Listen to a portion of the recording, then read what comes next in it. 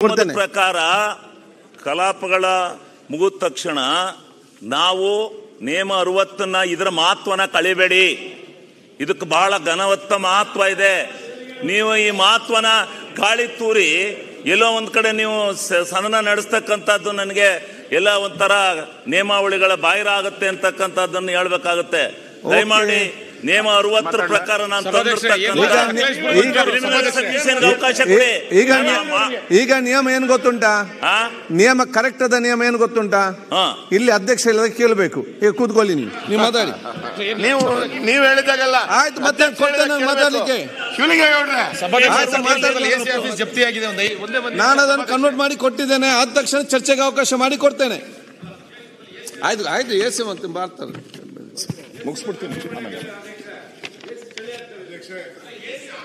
ಸಕಲೇಶಪುರದಲ್ಲಿ AC office assistant commissioner office ಹಂಗಾಗ್ಬಿಟ್ಟು ಮಾತಾಡ.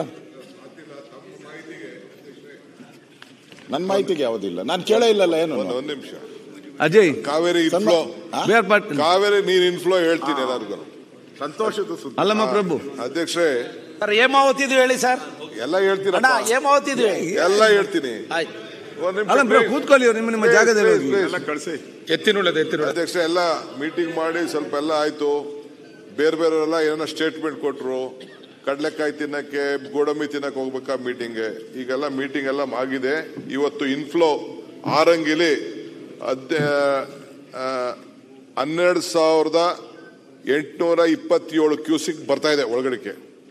ಹೇಮಾವತಿಗೆ 14,027 ಒಳಗಡೆಗೆ ಬರ್ತಾ ಇದೆ. KRSಗೆ 25,933 ಬರ್ತಾ ಇದೆ. ಕಬಿನಿಗೆ 22,840 ಬರ್ತಾ ಇದೆ. ಟೋಟಲು 56,627 ಕ್ಯೂಸಿಕ್ ಒಳಗಡೆ ಬರ್ತಾ ಇದೆ.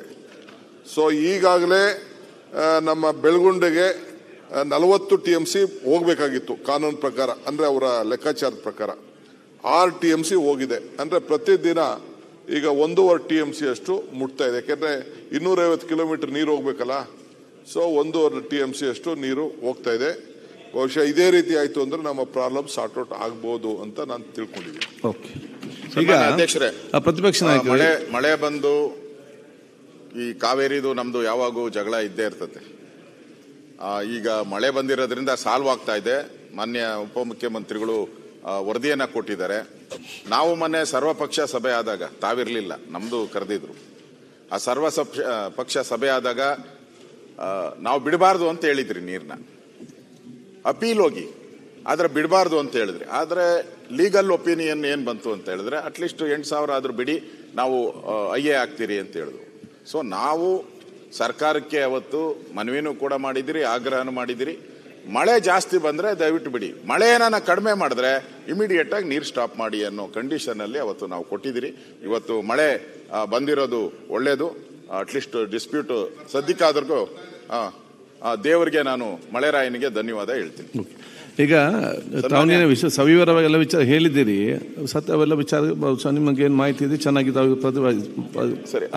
ಲೀಡರ್ಗೆ ಅದಕ್ಕೆ ನಾನು ಹೇಳಿದ್ದು ಇವತ್ತು ನಾವು ಕೊಟ್ಟಿದ್ದೇವೆ. ಆದಷ್ಟು ಬೇಗ ಮುಗಿಸ್ತಾ ಇದ್ದೀನಿ.